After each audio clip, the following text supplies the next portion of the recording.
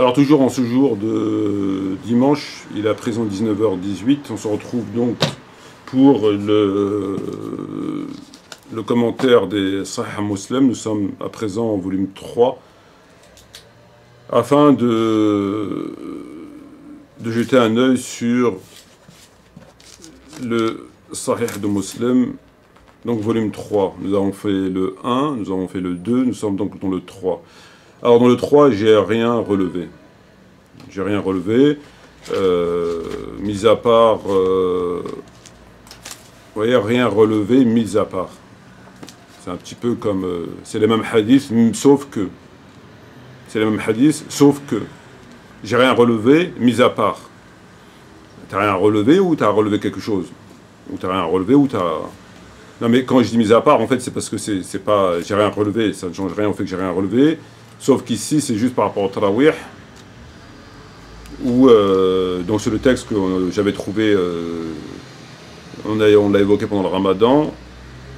Alors, d'après Anas, le messager de Dieu, alayhi salam, priait durant le ramadan. Quand j'arrivais, il me tint à côté de lui. Un autre homme vint se tint également debout, si bien que nous formâmes un groupe. Lorsque le prophète sentit notre présence, derrière lui, il écourta la prière. Il rentra ensuite chez lui et accomplit une prière dont il ne fit point de semblable en notre présence. Le lendemain matin, nous lui en demandâmes « T'es-tu rendu compte de notre présence la veille ?» Il dit « Oui », déclara-t-il.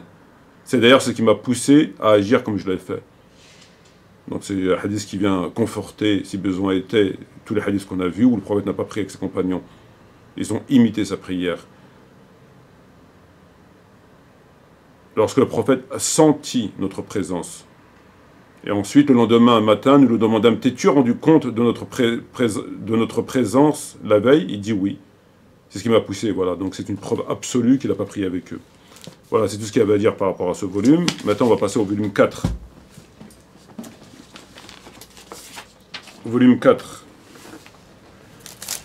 Volume 4, page 106.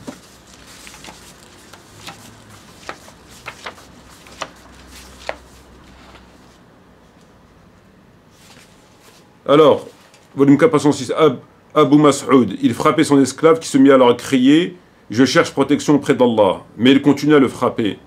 L'esclave cria « Je cherche protection auprès du messager d'Allah ». Il le laissa alors. Le messager de Dieu dit « Par Allah, certes, Allah a plus de pouvoir sur toi que toi sur lui ». Abu Mas'ud affranchit alors l'esclave. Là, c'est encore une fois, c'est pas à l'honneur d'Abu Mas'ud, d'après le texte, puisque lorsqu'il frappa son esclave, celui-ci dit « Je cherche protection auprès d'Allah », ce qui n'a pas dissuadé Abu Mas'ud à continuer à le frapper. Et lorsqu'il a dit « Je cherche protection auprès du messager d'Allah », là il a arrêté. « Je cherche protection auprès d'Allah », mais il continua à le frapper. L'esclave cria « Je cherche protection auprès du messager d'Allah ». Et là, il le laissa alors. 127.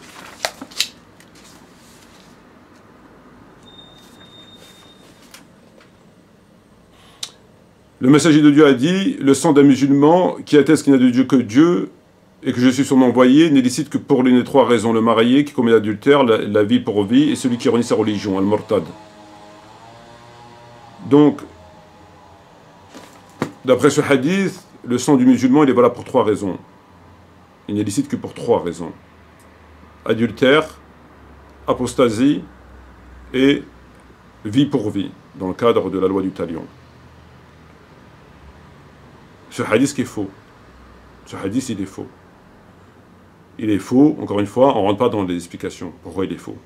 Pourquoi incomplet, machin, etc. Ça, on rentre pas, ça ne nous intéresse pas. Si tu prends ce hadith, tu l'extrais, tu l'appliques, tu t'égares. Ça veut dire que tu peux tuer un musulman que pour trois raisons. Le sang, il est licite d'un musulman que pour trois raisons. Il n'a pas dit 4, il n'a pas dit 5, il n'a pas dit 3 et 3 petits points, il n'a pas dit 3 et un point d'esclave, il a dit 3. 3, c'est 3. Le sang d'un musulman n'est licite que pour trois raisons. 3. Marié, adultère, œil pour œil, dent pour dent, nez pour nez, oreille pour oreille, et l'apostat. Or, c'est pas vrai. Un musulman qui commet un viol, on le tue. Un musulman qui commet l'acte homosexuel, on le tue. Un musulman qui vient faire la fitna lorsqu'on a désigné un calife, etc., on le tue. Il y a d'autres raisons pour lesquelles le sang du musulman est licite. Il y a d'autres raisons. Il n'y a pas que ces trois raisons, il y en a d'autres. On pourrait en citer... donc, tel qu'il est, il est faux. Faux pas parce qu'incomplet, faux parce que ceci, faux parce que... Peu importe, il est faux. Il n'y a pas que 3 raisons qui permettent de tuer le sang de musulman, il y en a beaucoup plus. Légalement en plus. Coraniquement parlant. 157.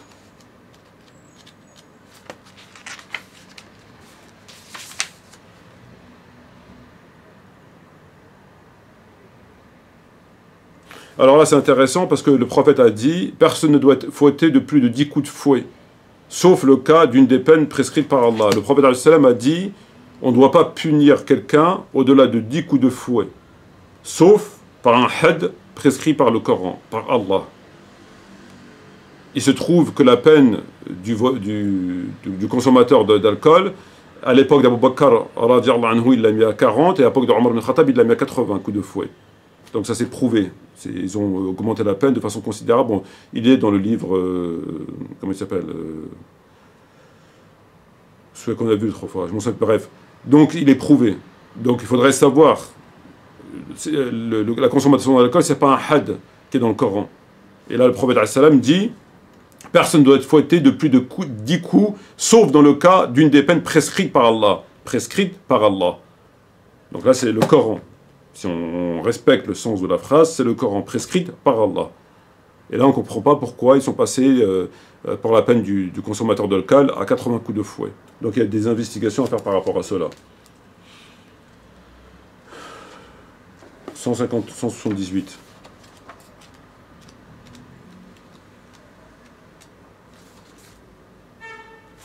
Alors, nous dîmes, ô messager d'Allah, tu nous envoies en mission et nous faisons halte chez des gens qui ne nous offrent pas l'hospitalité. Qu'en penses-tu?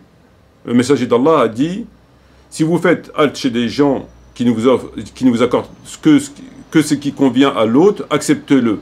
S'ils ne le font pas, prenez d'eux le droit de l'autre qui leur incombe. Donc là, les compagnons, ils disent au prophète, on va chez des gens et ils ne nous accordent pas le droit de l'inviter, qu'on doit à l'hospitalier, le droit hospitalier, l'hospitalité, pardon, qui nous envoie en mission et nous faisons halte chez des gens qui ne nous offrent pas l'hospitalité. Qu'en penses-tu? Le messager d'Allah nous répondit, si vous faites halte chez des gens et qu'ils vous accordent ce qui convient à l'autre, acceptez-le. Donc si tu vas chez des gens, il leur dit, si vous allez chez des gens et qu'ils vous donnent le droit de l'autre, acceptez-le. Il n'y a pas de problème. Par contre, il vous dit, s'ils ne le font pas, prenez d'eux le droit de l'autre. S'ils ne le font pas, prends de force. Tu prends, serre-toi. Tu te serres.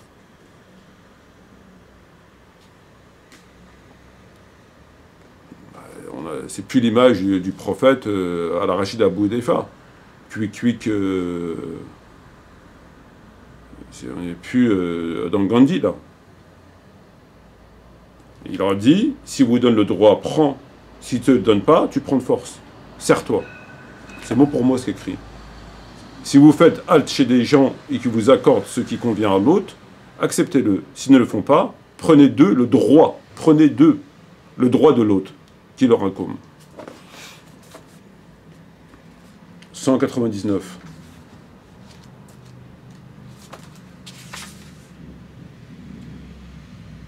Donc ça, c'est un texte qui a été aseptisé. 293.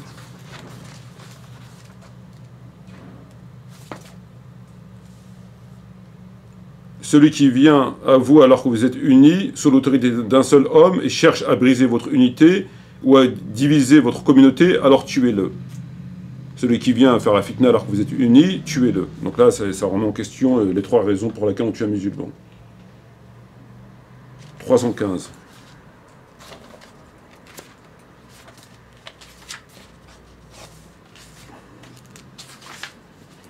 On pardonne aux martyrs tout péché sauf la dette. La mort dans la voie d'Allah expie tout à l'exception de la dette. Donc le martyr qui meurt fi sabilillah, on lui pardonne tout sauf la dette. S'il a une dette, on ne lui pardonne pas. Puisqu'il est déjà contraire au Coran. Dieu a acheté aux croyants leur vie, etc. Ils combattront en échange de quoi leur donne le paradis. C'est contraire au Coran, c'est contraire au bon sens, c'est contraire au hadith, c'est contraire à tout. Donc quelqu'un qui va combattre dans la fi sabilillah sous prétexte qu'il a laissé une dette, qu'il a peut-être voulu honorer, ou qu'il n'avait pas d'argent, ou je sais pas quoi, ou ben on lui pardonne pas. Même s'il est mort, fils sabilillah. Mais de l'autre côté, on va vous dire, celui qui prie entre le lever du soleil, machin, il va au paradis. Donc l'autre qui irait chez lui tranquillement à regarder PSG Monaco, et qui se lève le matin pour faire la prière, et lui il va au paradis, le feu de l'enfer ne le touchera pas, etc. Et celui qui va faire un truc, lui, on va lui demander des comptes. Le martyr efface tout. Dieu est capable de payer la dette des gens si on donne sa vie pour lui. Le martyr efface tout. Tout, absolument tout. C'est direct au paradis. Je parle au martyr au sens strict. Hein. C'est direct au paradis. Ne pense pas que ceux qui sont tués dans la voie de Dieu soient morts. Ils sont bien vivants au voie de Dieu. C'est direct au paradis, le martyr. Qu'il a signé ardoise ou pas d'ardoise. C'est quand même incroyable d'entendre des choses comme ça. Alors je vais bien penser qu'ils l'ont inventé pour éviter que des gens laissent des ardoises et puis ils vont faire jihad. Et du coup, ils laissent plein de bananes. C'est pas impossible. Parce qu'il y a toujours des gens, il y a des gens qui inventent des hadiths qui sont misogynes. Il y a des gens qui inventent des hadiths parce qu'ils sont homosexuels. Il y a des gens qui inventent des hadiths parce qu'ils sont antisémites. Antisémite, insulter un juif, fais la sadaqa, si t'as pas de quoi faire la sadaqa, insulter un juif, ça te servira de sadaqa. Le chien là annule la prière, c'est des misogynes. Par rapport à l'homosexuel, de ne pas regarder les jeunes garçons, etc. etc. Et puis là, c'est un commerçant qui l'a inventé. Le mec en avait marre de se faire bananer. Il s'est dit, bon, ben, il faut faire quelque chose là. Donc chacun invente, voilà, là c'est un groupe de commerçants, c'est le syndicat des commerçants de la ville qui s'est dit, bon là il faut légiférer parce que, voilà. Comment on peut dire des choses comme ça? C'est contraire au Coran même. Comment Dieu ne pardonne pas aux martyrs? Parce qu'il a laissé une dette, comment? Et l'autre qui a prié du matin le truc, il va lui au paradis. Celui qui a fait la prière avant de coucher, ce que le hadith qu'on a déjà évoqué tout à l'heure et par ailleurs, qui passe son temps à regarder PSG Lille, lui, il va au paradis, lui. Lui, il n'y a pas de problème. Le feu de l'enfer ne le touchera pas. 351.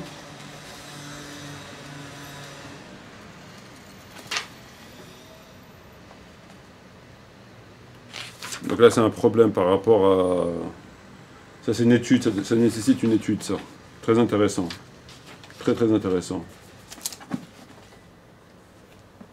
351, 353, viande 3 jours. Donc là, c'est très intéressant. Mais bon, ça nécessite une étude. Donc voilà, grosso modo, pour le tome 4. Et Inch'Allah, on se retrouve bientôt pour le... On a fait quoi? On a fait le 1, le 2, le 3, le 4. Il reste le 5 et le 6, Inch'Allah. Sur ce, je vous remercie. Wassalamu alaikum wa rahmatullahi wa barakatuh.